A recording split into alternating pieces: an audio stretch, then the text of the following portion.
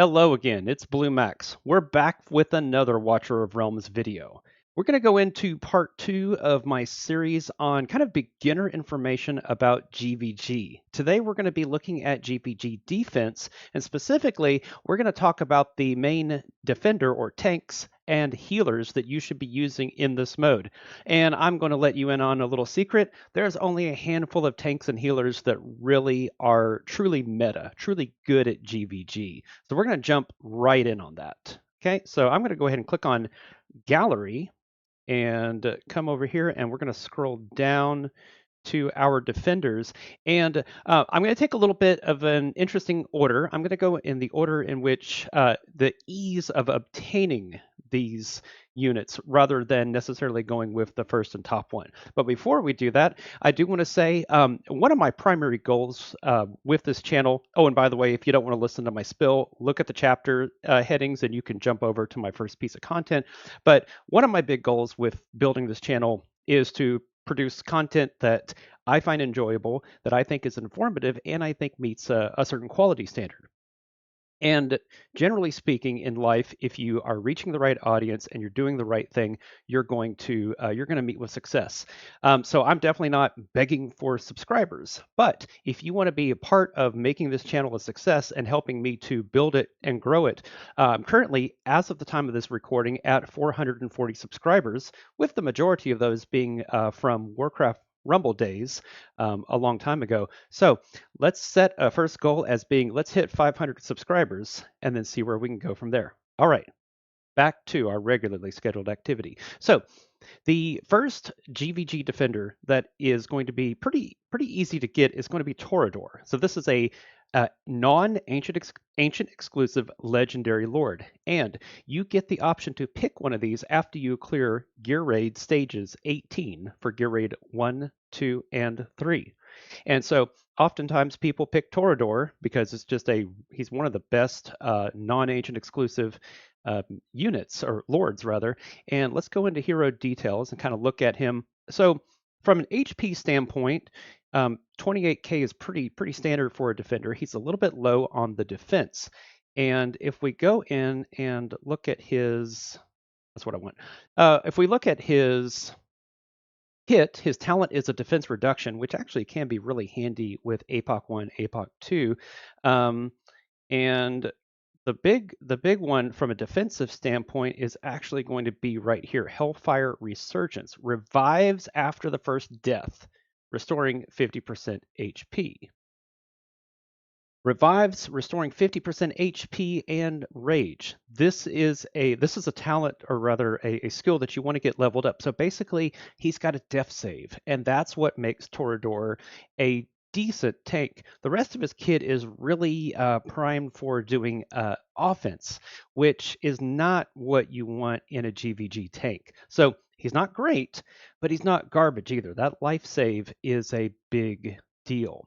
Now let's move on to another tank in the regular summoning pool, and this is actually one of the very best ones, and that is Brokkir. You can see I don't have him on my account, but we can go ahead and look and see his HP is very similar to Torodor, but he's got like a 33% increase in defense, and so that's big. But the real thing with Brokkir is you start looking at his kit, and you're going to see all sorts of stuff having to do. I mean, like look at his ult, gaining freeze and a shield, and you level this guy up and you get a significant amount of shield. Let's see, that would be a 120% of the max HP. And let me tell you, when you put the right gear on these tanks, which we'll talk about in a moment, that's a significant amount. You'll also see that you're going to reduce that skill cost from 1000, which is pretty high, to 900, and you get a good amount of initial rage. You're also going to have ultimately that's a 15% chance upon receiving damage to inflict freeze. So this is going to be kind of an RNG factor, which also means that you will, I don't want to say you get inconsistent results with Brokkir, but you're not going to get identical results in each attack. But you do have a pretty good chance to freeze enemies and lock them in place. And the real big one is upon receiving fatal damage for the first time. So this only happens once. the hero gains freeze and becomes immune to all damage for, but the base is 8 seconds, and so we can get all the way to 12 seconds. That's pretty amazing. That is pretty amazing. I almost wonder if this is actually showing, you know what, you see how it's highlighted? So this is actually, this 8 seconds is if you have Brokkir skill max, which I recommend. If you're going to use Brokkir, like I have on my alt, you do skill max them. All right, so now let's talk about the ancient exclusive tanks that are really good in GvG. And the first one I'm going to talk about is Cyrus. And the reason why is he's a little bit easier to get because as an ancient exclusive legendary lord, you actually have a pity for him. So your best chance of getting Cyrus is on banner, unless you already have Ingrid, Ezrith, Nestia, Praetus, Iovar. I don't necessarily recommend that you go hunting after Cyrus, but if you do pull him, and especially if you don't have Nestia, then you've got a pretty decent option here.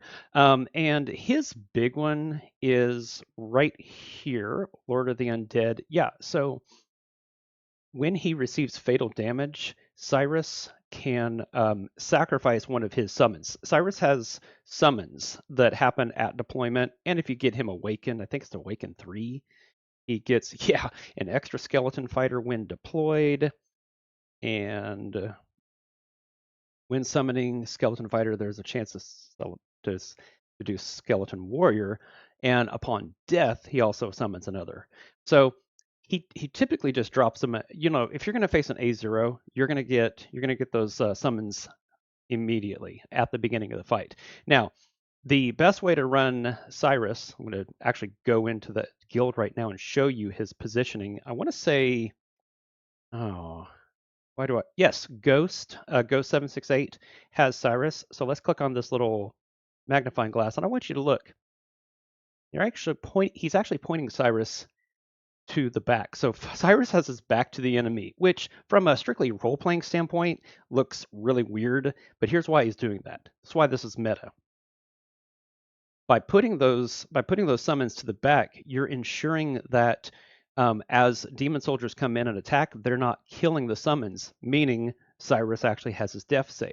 Now, the drawback to that is if you do have Cyrus facing forward, then those summons are going to be kind of in this area where my mouse cursor is. And so if you're trying to use Bookkeeper, which wouldn't really be useful in this comp, to hit splash damage to say Valara and maybe some other units, then the bookkeepers are going to target the summons. So there is a trade-off, but generally speaking, having Cyrus facing back is considered to be the best practice. That's the best way to go about it. So let's hop back into our gallery. Yes, yes, yes. Okay. Thank you, game. Don't worry, I will renew that card. You can count on that.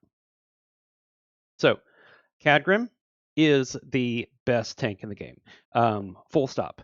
This guy has got absolutely incredible stats. Let's look at those. Look at those stats. So he's got about 10% more HP than Brokkir. Actually, he's got 5,000 HP more than Brokkir, and he has about 400 defense higher than Brokkir. So he is a very, very beefy fella, and I may have failed to mention this with Brokkir's kit. No, I think I did. Yeah, upon taking fatal damage, he will revive. We've got a very similar mechanic with Khadgrim. Okay, he's got tons and tons of defensive capabilities in terms of freezes, damage reduction, and I'm pretty sure there's a spot where it says that when he takes fatal damage, he does a revive. So it's actually under the King's Aura. The hero gains ice armor. Here it is. Upon taking fatal damage, instantly restores 100% HP and becomes immune to all damage for 3 seconds. So this dwarf's kit is absolutely stacked with all sorts of defensive settings. So he is absolutely amazing. And I'll tell you, I pulled him on New Year's Day with the Ingrid banner, got him after about 70 pulls, and then my Lord Pity went to Ajax and not Ingrid. Last time I pulled for Ingrid, which was on the Lycan plus Choose Your Own Lord, I got Demi. So I'm 0 for 2 trying to get Ingrid for myself. But I'll show you this guy right here has, oh, I now have 6 wins. And every last one of them has been my Khadgrim and, of course, Eirlys. Let's see. Death Eagle is sitting at 3 wins, and two of those are his Khadgrim team, and then Mesmer. I'm trying to remember where Mesmer is. She also has right here. Okay, 2 wins, but it's the Brokkir. So yeah, in other words, of course, take a look at that. Take a look at that team. I wouldn't want to face that team either. So yeah, sometimes a good defense is just to look so powerful that no one wants to touch you, and that is definitely what's going on here. Okay, before we jump over to healers, let's talk about some tanks that we basically never want to use for GvG defense. That's going to be this dwarf, Azor. Absolutely useless. Draylen and Constance, you might be tempted to think that's a good idea because they do heals, they have some revives and damage reduction, but the simple fact of the matter is lower HP, defense is on the lower side. Draylen just doesn't cut it. And I bet if we look at Constance, going to be a similar deal. Oh yeah, even lower HP, similar defense. These are great heroes. They're really seeing, especially Constance is seeing a resurgence with the later AMR stages, but not here for GvG. Now, let's go and talk about our healers. All right, scrolling. Okay, so we're actually going to start off with Lili. Yes, an epic healer. Why? Because she's got a death save, and there it is. Thorny Protection prevents incoming fatal damage 1 time for 1 ally. Yep, that is fantastic. This can be triggered 1 time every 60 seconds, although I think, let's actually test this. It says 60 seconds. My Lili is completely skill max, so go to heroes, filter, healer, piercer. There she is. Skills, Thorny. Okay, take a look at that. Every 55 seconds. So yeah, we were seeing the stats for unskilled. So that actually means the Brokkir should be immune to damage for 12 seconds. That's really crazy. Really crazy. All right, hop back in. So Lili is not the best healer, but she's pretty darn good. So I didn't talk about the tanks stats, but you basically want to use right side pieces that do damage reduction. So that would be like tempered will or unshaken will. And for the primary stat, you typically want it to be HP percent. And on your defensive stats, you're looking for flat HP, defensive percentage, and then maybe rage regen or attack speed. So Eirlys is going to be our top tier healer. And she has, as you can see, with Serene Breath, she's doing physical and magic damage reduction. She's absolutely insane. She has a death save. Where is that? There it is. Sanctuary of Light negates 1 instance of fatal damage for an ally within basic attack range. And if they currently have Serene Breath, they also gain immunity to all damage for 3 seconds. So how does Serene Breath work? Eirlys, heal. As you are healed, you get Serene Breath, but only 2 heroes can have it at one time. So if Eirlys has heals a 3rd unit, then one of the units that currently had Serene Breath loses it, and the new one gains it. So typically in GvG, who's taking the damage? Typically the tank. So almost certainly they're going to hold on to Serene Breath. Now, she does more. She does even more, and it's right here. Hymn of Prayer. We are talking a whopping 2% rage regen, plus heroes with Serene Breath are going to get some going to get some additional benefit. So I think units that are currently in the process of having Serene Breath get like a 3% rage regen. It is absolutely crazy. So your third healer that you're going to want to look at is Carnelian, and I haven't played around a lot with her kit, but she has a death save, and she's really designed for kind of like chaotic teams, especially it seems like in PvP. And so she doesn't heal until the unit gets down to 30%. Yeah, so that's actually really ideal for cultists, but not necessarily for GvG. So it's a deal where she works as a second healer. She's not really designed for it, but because of that death save, it does work. For healers, you definitely want to focus very heavily on getting their attack up as high as possible, and then their attack speed, then rage regen, as well as healing effect. Let's go look at how I have my Eirlys built. Okay, back to Blue Max, and okay, I actually have her with quite a bit of attack, not as much attack speed as I would like. I would like to have her closer to 500, and the healing effect and rage regen are a little low. But I'm also I'm kind of spitballing and playing around with some different settings, and then I'm using the Elysian Epitaph, which is increasing her single target healing effect. Another artifact we often use would be the Euphoric Orb because it increases the attack speed of all heroes in that range. Okay, so let's talk about a few healers you do not want to use, basically under any circumstances. That one would be Nerissa. And why would we never want to use Nerissa? That's because when she pops her ult, she begins attacking and doing damage, and she stops healing. That's a really bad thing. Another healer we want to avoid would be Sadie. She does incredible damage reduction. She's really good for Gear Raid 2, but her healing output is really limited. Elowen is not bad. In fact, she was considered to be one of the better healers before Eirlys came out. She does cleanse, which isn't really all that important in GvG, and she does rage regen, but she's an AOE healer, which means that she's not going to do the massive single target heals that you need. Layla, um, I bulldoze through Layla defenses all the time. Pharisee, actually, with Pharisee's ult, it would I would say this is actually a decent healer if you don't have one of the main ones. You're not going to get a death save, but you at least on the ultimate get some pretty solid heals. Really avoid Diao Chan at all costs. Diao Chan is not going to provide enough healing. She's not going to provide enough defense reduction to make any difference.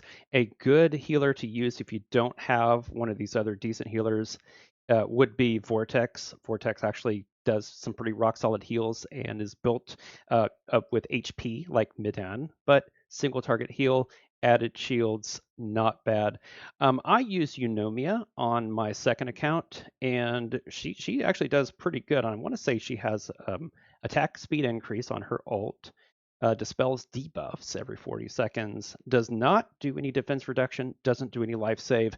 In my opinion, I think Eunomia would be a great candidate as an ancient exclusive Arbiter Watcher to be reworked and get a death save. I think it's bizarre that we only have a handful of healers in this game that have that ability. So we're going to go ahead and stop this here, and in our next video, we're going to cover a lot of the rock solid DPS heroes that you want to use in GvG.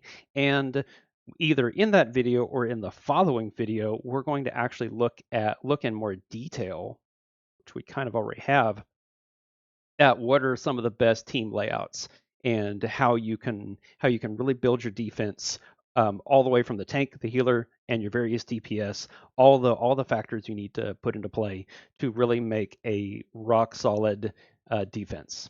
All right. I hope this video has been informative. Thanks for watching, and we'll see you next time.